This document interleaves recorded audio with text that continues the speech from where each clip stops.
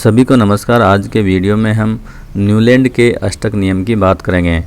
तत्वों को वर्गीकृत करने का सबसे पहला प्रयास डोबे राइनर ने किया था, परंतु वह केवल 3 ही तरीक खोज पाया था।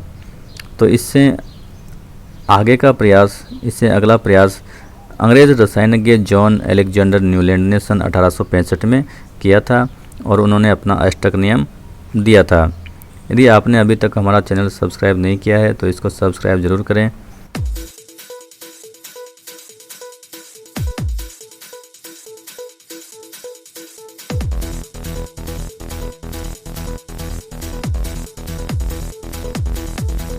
तो न्यूलैंड का अष्टक नियम सन 1865 में न्यूलैंड ने अष्टक नियम दिया था और न्यूलैंड के समय कुल ज्ञात एलिमेंट्स थे, वो कितने थे? 56 तत्व न्यूलैंड के समय ज्ञात थे। तो उन्होंने सभी ज्ञात तत्वों को उनके परमाणु द्रव्यमान के आरोही क्रम में व्यवस्थित किया, यानी कम द्रव्यमान वाले तत्वों को पहले रखा और अधिक द्रव्यमान वाले तत्वों को बाद में व्यवस्थित किया।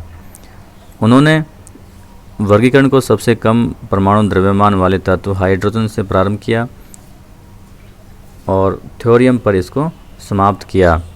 उन्होंने पाया कि प्रत्येक 8वें तत्व के गुणधर्म पहले तत्व के समान थे। जब उन्होंने सभी तत्वों को परमाणु द्रव्यमान के आरोही क्रम में व्यवस्थित किया तो उन्होंने पाया कि प्रत्येक 8वें तत्व के गुणधर्म पहले तत्व के समान थे। उन्होंने इसकी तुलना संगीत के अष्टक से की। हम जानते हैं कि संगीत में 7 सुर होते हैं, सा रे गा मा पा धा नी। तो उन्होंने इसकी तुलना संगीत के अष्टक से की थी और इसे न्यूलैंड का अष्टक नियम कहते हैं।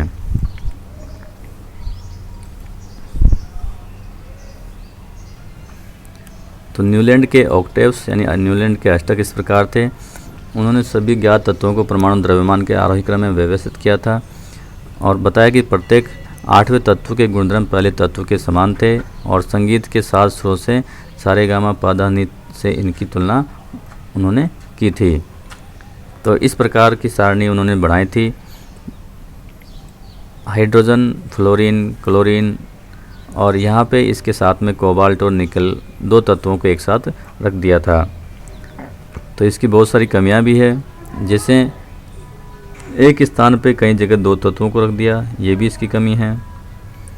न्यूलैंड के अष्टक नियम की सीमाएं एवं दोष क्या क्या थे वो देखते हैं।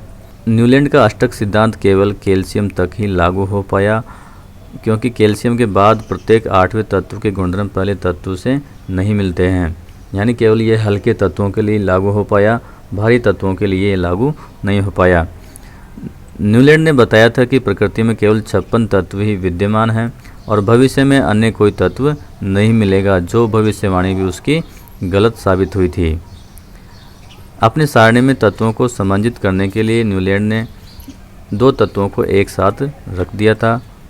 कुछ असमान तत्वों को एक स्थान पर रख दिया था, जैसे कोबाल्ट निकल को एक साथ में रख दिया और इनको उसी स्तंभ में रखा था जिसमें फ्लोरीन, क्लोरीन, ब्रोमीन है, चाहे इनके गुणधर्म उन तत्वों से भिन्न थे।